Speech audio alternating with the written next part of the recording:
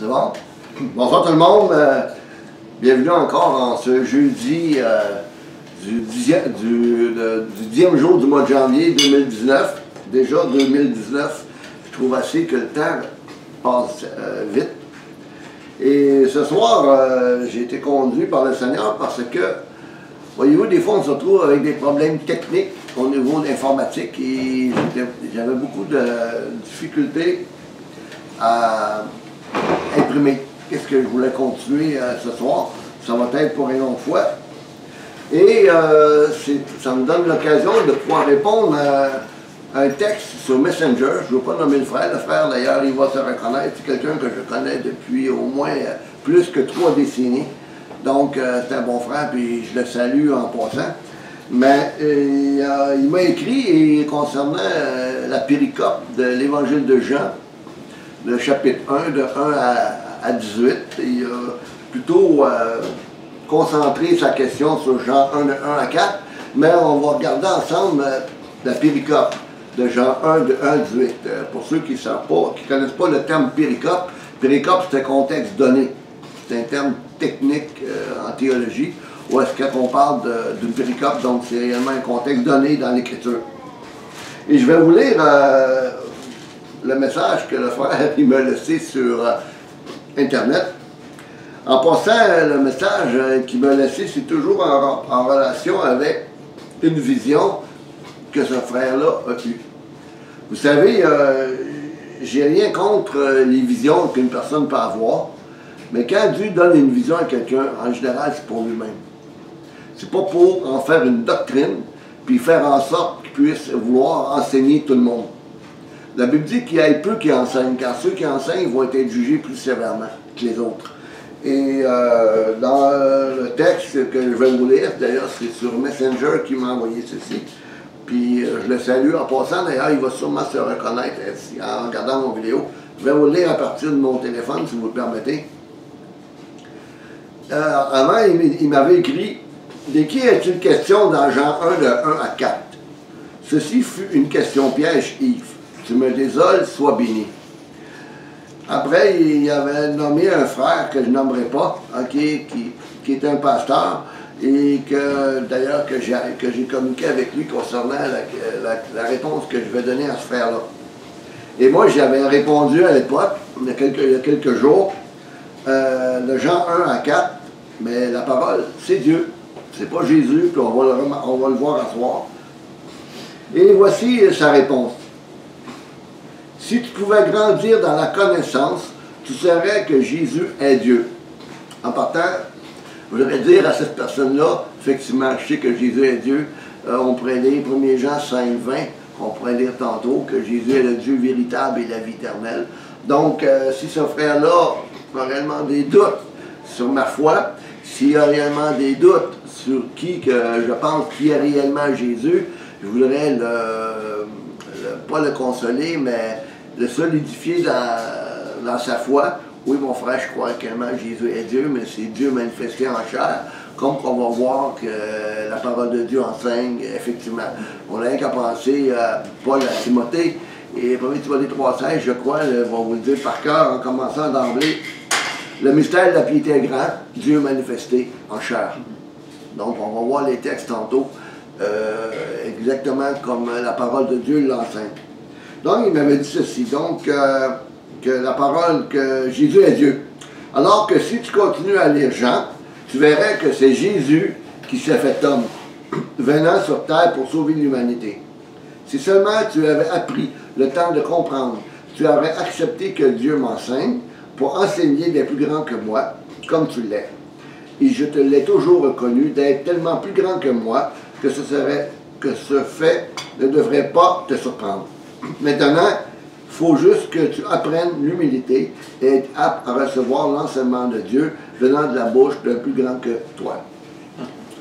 Merci Seigneur pour cette parole en passant. Pour ceux qui m'écrivent, et je le dis souvent, je suis un frère comme un autre. J'ai reçu un don qui est différent des autres, mais il n'y a pas un don qui est plus grand qu'un autre. Donc, si j'enseigne ce soir, c'est pas parce que je me sens pas je me sens simplement quelqu'un qui lui a donné l'autorité d'enseigner. Mais ça ne veut pas dire que je veux me placer au-dessus de tout le monde. Mais c'est la parole de Dieu qui doit être la base de notre fondement de foi et non les visions que nous recevons. Encore une fois, la vision est bonne pour nous. Combien de fois des chrétiens reçoivent des visions et quand on les met à côté de l'autre des autres visions, pardon, ils se contredisent toutes. Donc, c'est la parole. C'est la parole qui est réellement la vérité. Ta parole est la vérité. Et c'est exactement ce qu'on va voir ce soir. Excusez-moi. Permettez, je vais aller dans mon application que je vais me servir ce soir. Tout d'abord, d'emblée, j'aimerais lire avec vous le contexte de milieu de la péricope de Jean 1, de 1 à 18. On va regarder ensemble c'est qui la parole.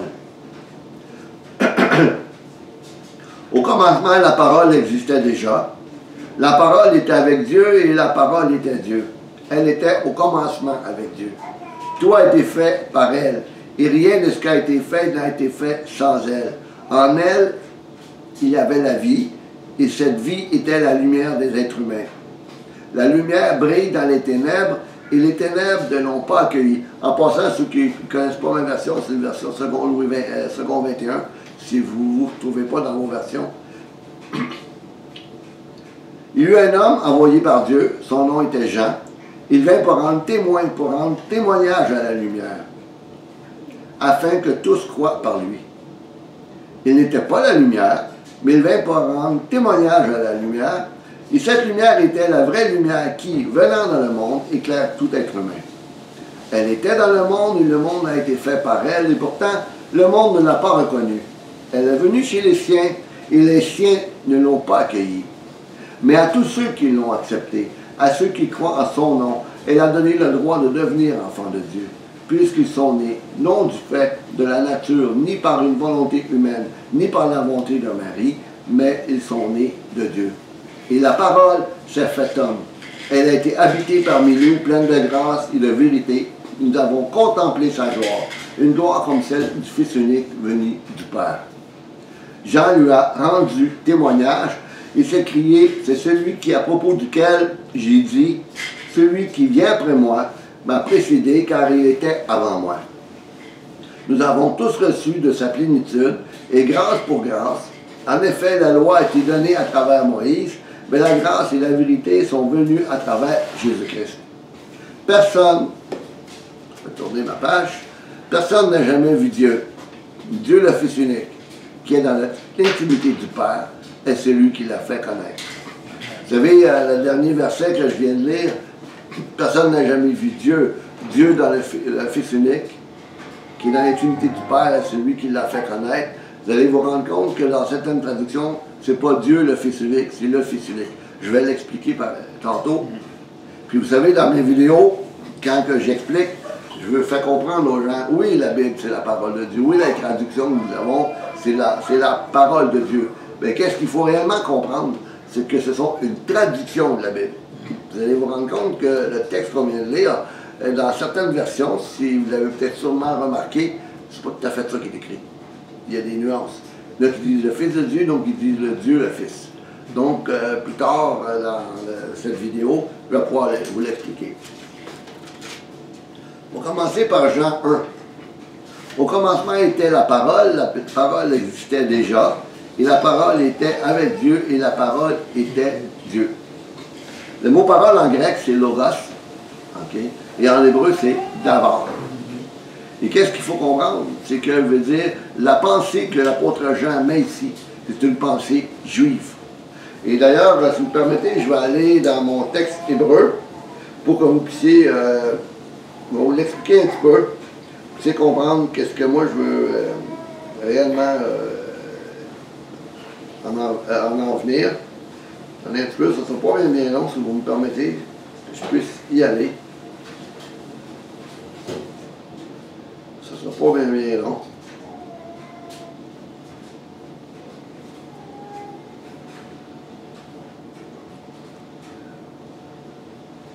Nouveau Testament.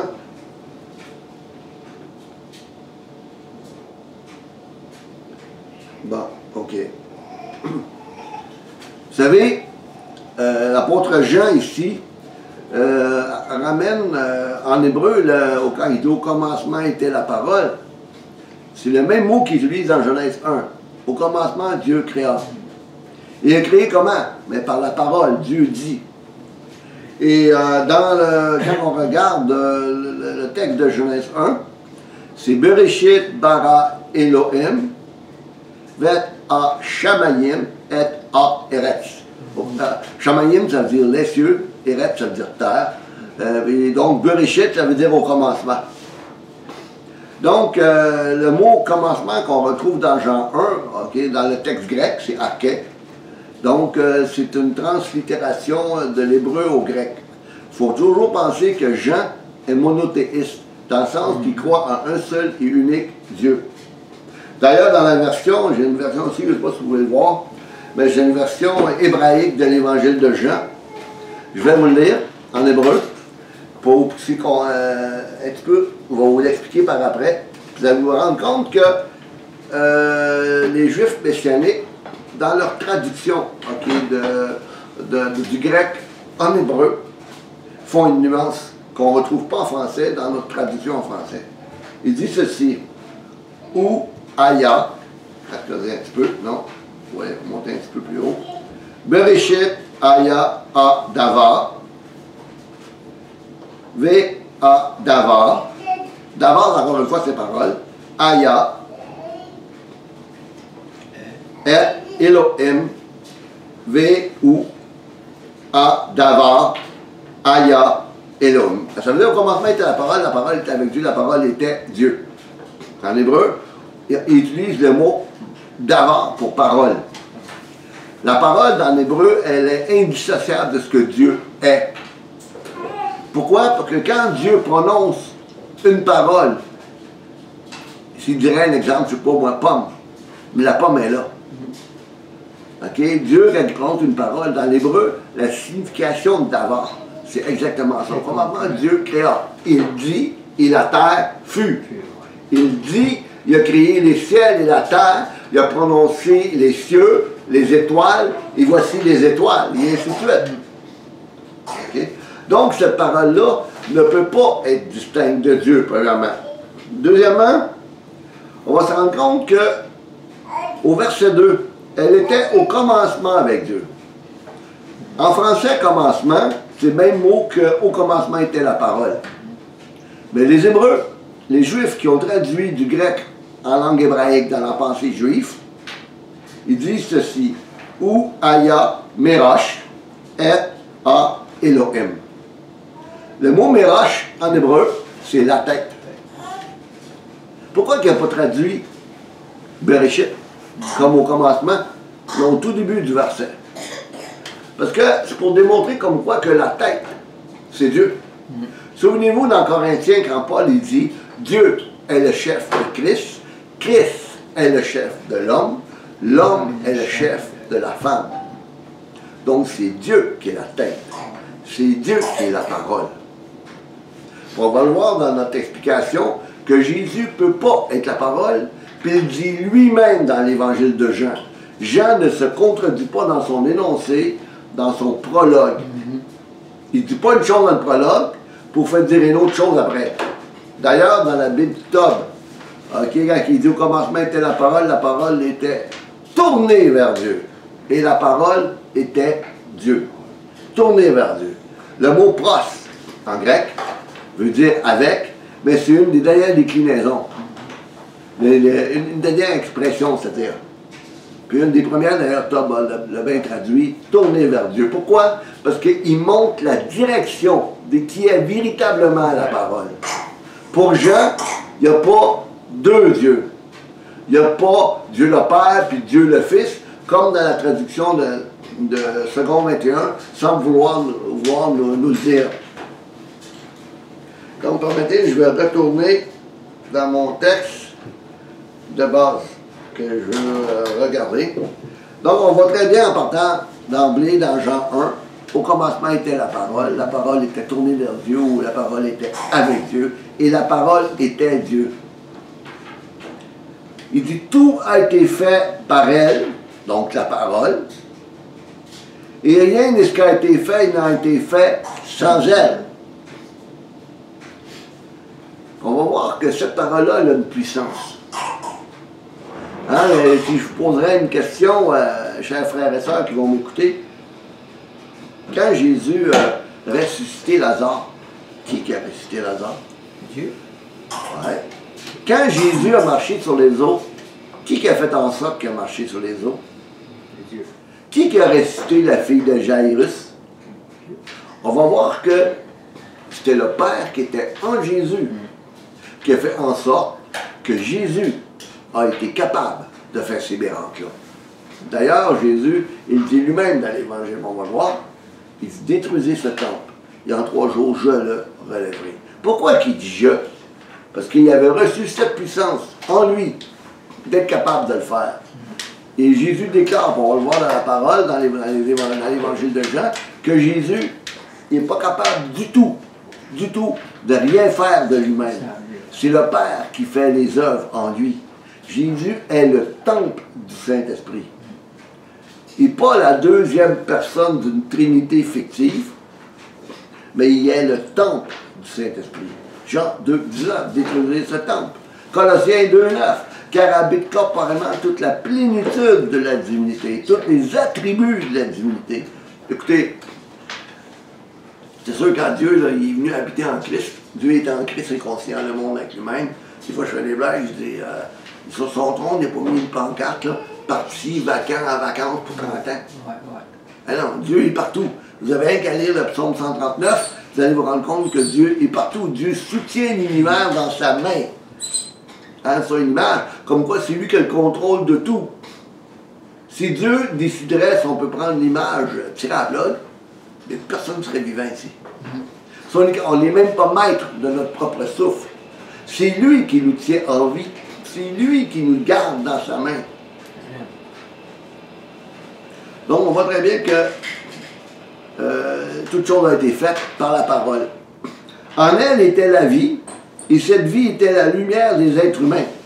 C'est ça que Jésus il dit, je suis le chemin, la vérité, la vie. Le mot vie, en grec, c'est zoé, d'où vient notre mot zoologie. OK? Si on regarde le texte comme ça, dans l'Évangile de Jean, chapitre 14, sans prendre garde à ce que tous les autres textes disent concernant Jésus, on va dire c'est Jésus qui a fait toutes ces choses, c'est Jésus qui a créé l'univers, c'est Jésus... Non. D'ailleurs, dans Hébreux 1,5, la Bible dit clairement que, si je ne me trompe pas de mémoire de mon texte, je crois, que c'est... comment dire ça donc... c'est le Fils de Dieu. Il dit, je t'ai engendré aujourd'hui, qui a un lien direct avec le psaume 2,7. Hein? Il dit, tu es mon fils, je t'ai engendré aujourd'hui. Aujourd'hui, ça veut dire quoi? Quand Dieu a dit ça, premièrement, c'est une prophétie. Puis quand Dieu parle, il parle en dehors du temps. Il n'est pas dans notre temps, Dieu. Il est en dehors de notre temps. C'est pour ça qu'il est éternel. Nous, on est dans le temps. Pourquoi? Présent. Puis on a eu un passé, puis on a un futur pour certains. Simplement parce qu'on vit sur une planète où est-ce que les 4 saisons. La Terre tourne sur elle-même, elle tourne autour du Soleil, qui fait les années, et ainsi de suite. Puis comme ça qu'on vieillit. Mais après ma mort, là, pour Dieu, et qu'il est lui-même en dehors du temps, il était capable de fixer dans le temps. Je t'ai engendré aujourd'hui, et c'était une prophétie concernant le Messie, qui un jour viendrait. Puis on va voir dans les textes, on va voir un petit peu plus loin, que c'est vraiment Dieu lui-même qui est venu. Et que ce sont les prophéties de l'Ancien Testament. Donc, quand on voit Jean 1, puis on essaie de faire croire, oui, mais comme certains vont dire, oui, mais c'est Jésus, Jean 1. Ils ne réalisent pas que c'est un présupposé. Le texte biblique affirme nullement ces choses-là. Donc, on voit en elle de la vie, comme on vient de voir quand j'ai un peu expliqué Jean 14, 6, et cette vie était la lumière des êtres humains. Souvenez-vous, la lumière, cette vie était la lumière. La lumière brille dans les ténèbres. On va voir que Jean ici, là, est en train de tranquillement de faire son énoncé, puis amener les gens okay, va essayer de comprendre qui est réellement la parole. Il dit, la lumière brille dans les ténèbres. Il voulait dire quoi, Jean? Quelles ténèbres? Les ténèbres ici. La Bible dit dans Isaïe 60 que la terre est remplie de mal. Donc, cette lumière-là est venue briller comment? On sait très bien que cette lumière, qu'on va le voir, est venue briller dans la personne de Jésus. Elle s'est faite homme. Puis on va voir dans notre texte de Jean, dans le contexte de Jean 1, 18, que c'est exactement ça que ça veut dire. Et les ténèbres ne l'ont pas accueilli. Puis on va voir, il va répéter plus loin. Ou ils vont dire, ils ne l'ont pas reçu.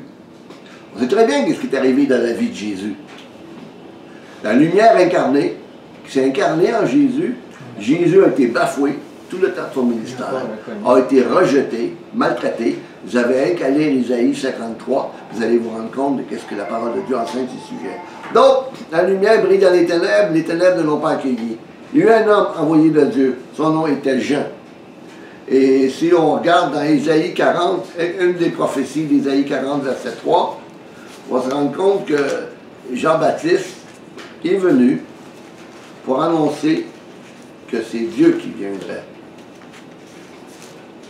Vous permettez de me laisser aller quelques instants. Isaïe 40, verset 3. Une voix crie. Voilà. Une voix crie dans le désert. Préparez le chemin de l'Éternel, faites une route droite pour notre Dieu dans les endroits arides. Hein? Puis ici, on s'en va dans Malachie, Malachie chapitre 3, qui est, pour ceux qui veulent suivre, c'est le dernier livre de l'Ancien Testament. De l'Ancien Testament. Permettez, je vais me rendre là. J'essaye d'aller vite, puis des fois, quand on va trop vite, ça ne marche pas. Et voici, verset 1, que j'enverrai mon messager pour me préparer le chemin. C'est l'Éternel qui parle. J'enverrai mon messager. C'était qui le messager? C'était Jean-Baptiste. C'est une prophétie concernant Jean-Baptiste. Voici, j'enverrai mon messager pour préparer le chemin. Préparer le chemin. Il soudain entrera dans son temple, le Seigneur que vous cherchez, le messager de l'alliance que vous désirez. Ça ici, là, fait penser aussi quand Jésus est rentré dans la synagogue, il s'est assis. Il y avait, ça a l'air que dans le passé juif, il y avait une place, où est-ce qu'il y avait une place pour le Messie. Jésus s'est assis là. Il a cité une parole d'Ésaïe, puis il dit maintenant tout est accompli. Donc, il dit, voici, vous chercherez le Seigneur, le messager de l'alliance que vous désirez. Voici, il arrive, dit l'Éternel, le maître de l'univers. OK? Son intention, il va dire, préparez le chemin devant moi. Puis quand on regarde les prophéties de l'Ancien Testament, la mort, la crucifixion de Jésus, c'est toujours relié à l'Éternel. Ils tourneront le regard vers moi, celui qu'ils ont transpercé. Zacharie 12, 10. Donc, on voit très bien, c'est qui a été transpercé? C'est l'Éternel. Hein? Même, d'ailleurs, j'y vois comme ça de mémoire, mais dans le livre des Actes, vous allez voir que l'apôtre Paul, à Éphèse, lorsqu'il a quitté Éphèse, puis Éphèse, le pasteur, c'était qui? Ben, c'était Timothée. Il dit ceci, dans Acte 20, verset 28, « Faites donc bien attention à vous-même, et à tout le troupeau dont le Saint-Esprit vous a confié la responsabilité. » Écoutez bien. Prenez soin de l'Église de Dieu qui s'est acquise par son propre sang. C'est le sang de qui, là? C'est de Dieu. Dans certaines traductions, OK, ça va être marqué, prenez soin de l'Église du Seigneur. Le mot Seigneur en grec, c'est kurios. Et dans le texte grec, c'est pas kurios. C'est théos, Dieu. Donc, on voit des fois que nos traductions, là, OK, ils semblent vouloir s'adapter des fois à certaines doctrines. Je ne veux pas dire que nos Bibles là, sont toutes fausses. Je veux simplement, c'est que quand on veut étudier réellement la Bible d'une façon sérieuse, c'est important de prendre la parole de Dieu, puis prendre d'autres traductions. Parce qu'une traduction demeure une traduction. Puis je ne veux pas offusquer personne. Mais la Bible que nous avons, ce sont des traductions de la Bible, et non la Bible dans le sens plein du terme. Parce qu'on n'aurait rien qu'une, on n'aurait pas besoin d'autre. On aurait une Bible en français, ça serait la Bible, puis la parole de Dieu dans le sens plein du terme, Puis ce serait tout. Donc pourquoi moi je pourrais vous faire visiter avec la caméra dans mon bureau, j'ai à peu près 25 traductions de Bible. Ah, comment ça j'ai 25 traductions de Bible? Où est-ce qu'elle est la vraie Bible? Mais ce sont les textes originaux, la vraie Bible. C'est ça qu'il faut prendre conscience. Donc, on voit très bien ici que la parole, que cette parole-là, c'est Dieu. On va le voir plus loin. On prend une pause de 2 minutes, puis je vais continuer dans le contexte de Jean 1.